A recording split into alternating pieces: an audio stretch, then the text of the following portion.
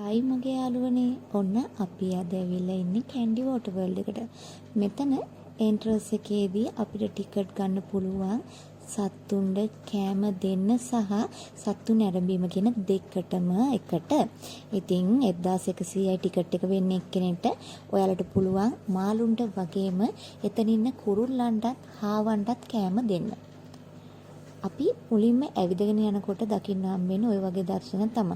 මම හැම එකේම පොඩි ක්ලිප්ස් තමයි අරන් තියෙන්නේ. මොකද ඔයාලට හඳුන්වා දීමක් කරන්න විතරයි. මොකද ඔයාලා කැන්ඩි ආවොත් අනිවාර්යෙන් මේ තැනට යන්න. මොකද බලන්න ගොඩාක් දේවල් තියෙනවා මෙතන. මාළු වර්ග, ඒතර කුරුල්ලෝ, ඒ වගේම සත්තුන්ට කෑම දෙන එක.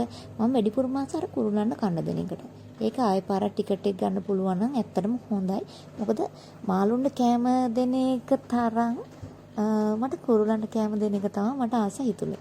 උන් ඔළුවේ උඩ වහනවා, ඇඟේ වහනවා, අතේ වහනවා, ඇඟිලි හපනවා. හැබැයි ඉතින් වැඩේ තියෙන්නේ යාළුවා ට්‍රේනින් කරලා තියෙන්නේ කෑම දෙනකොට විතරක් අපි ළඟට වෙලා ඉන්න විතරයි. ඊට පස්සේ යාළුවා ඉගිල්ලනවා. කොච්චර අතර ගන්න හැදුවත් මගේ අතට නම් ආවෙනේ.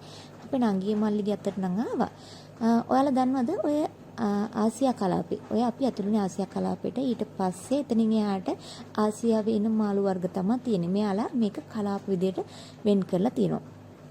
ආසියා, චයිනා, සවුත් අප්‍රිකා අන්න එහෙමම කොටස් වලට. එතකොට ඔය ඉන්නේ අපි මං කිව්ව කෑම දෙන කුරුල්ලෝ ටික.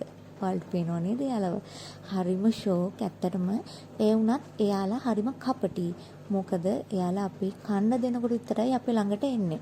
එයාලා ට්‍රේනින් කරලා තියෙන්නේ එහෙම තමා. නැත්තම් අපි ඒක ඇතුලේ ගොඩක් වෙලා රැඳෙනවානේ.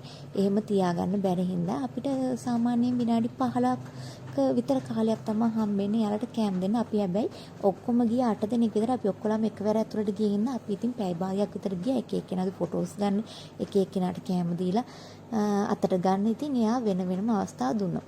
එතකොට මම දැක්කපු ලස්සනම කෙනෙක් තමයි ඔන්න මෙයා. එයා බලන්නකෝ හරිම ලස්සනයි. මට ආසෙ හිතුණා ගෙදරගෙන යා ගෝල්ඩ් ෆිෂ් කෙනෙක් මං හිතන විදිහට. මෙයාලගේ විස්තර වෙනම දාලා තියෙනවා බෝඩ් වල. ඉතින් මම ඒ වගේ විස්තර නම් ගත්තේ නැහැ. මොකද ඔයාලා ගිහිල්ලාම තමයි ඒක කියවලා බලන්න ඕනේ. මට පෙන්වන්න ඕනුනේ මේකේ තියෙන ඒරියාස් ටික සහ ඔයාලට බලන්න තියෙන මත්ස්‍ය වර්ග විතරයි. ඉතින් ගොඩක් හොඳයි ඉස්කෝල ළමයිට ඉගෙන ගන්න ළමයිට මේකේ අර විශේෂ වර්ග එයාලගේ ජීවන චක්‍ර ඒවා එහෙම වෙනම එයාලව හඳුන්වලා දීලා දාලා තිබ්බා.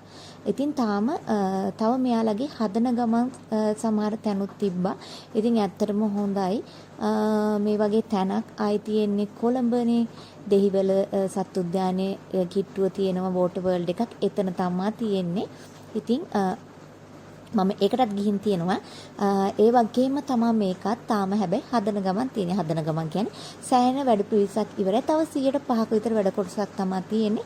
ඒකත් මං හිතන්නේ මේ වෙනකොට හදලා ඇති. මොකද මම මේක අරගෙන සති දෙකක් විතර වෙනවා වීඩියෝ එක. දැන් නම් මං හිතන්නේ ඒක හදලා ඉවර ඇති. පොඩි තැන් වල තිබ්බයි යාලා රිපියර්ස් කරන තැන්. එතකොට ඔයාලා දන්නවද උතන විශේෂත්වයක් තිබ්බා. එක ඒරියාස් වල එක විදිහේ වර්ග, ඒ කියන්නේ බෝට්ටු වර්ග දාලා තිබ්බා. ඉතින් අපිට නම් ඒක හරිම සුන්දර අත්දැකීමක්. මොකද එතන ෆොටෝස් ගන්නෙම හරිම ලස්සනයි. ඩ්‍රැගන් කෙනෙක් වගේ හදපු බෝට්ටුවක් තිබ්බා. ඒ වගේ ෆොටෝස් නම් මම මේකට දාලා නැහැ, අප්ලෝඩ් කරේ නැහැ. මොකද ඔයාලා එතන ගිහිල්ලාම බලන්න. මොකද මගේ වීඩියෝ එක මට පෙන්වන්න ඕනුනේ මත්ස්‍ය වර්ග විතරයි. ඒ කියන්නේ මෙහෙම තැනක් නුවර තියෙනවා කියලා ඔයාලට යන්න පුළුවන් ලොකේෂන් එක කැන්ඩි වල ඉඳන් පැය භාගයක විතර දුර තියෙන්නේ තලාතුවේ පාරේ. ඉතින් හරිම ලස්සනයි. අනිවාර්යෙන් නුවරට ආවොත් ඔයාලා ගිහින් බලන්න. මොකද මිස් කරගන්න එපා මේ වගේ තැනක් නුවර ආවම. මාලිගාවට යනවා වගේම මම දන්නවා අනිවාර්යෙන් නුවර එන ඕනම කෙනෙක් අපේ දල්දා මාලිගාවට යනවා කියලා.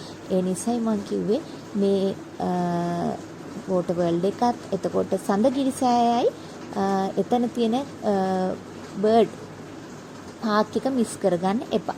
එතනත් කුරුල්ලෝ විශේෂ වර්ග ගොඩක් ඉන්නවා. එතනත් හරිම ලස්සනයි. මං ගිහින් තියෙනවා. ඒකේ වීඩියෝ එකක් නම් මම දාන්නේ නැහැ.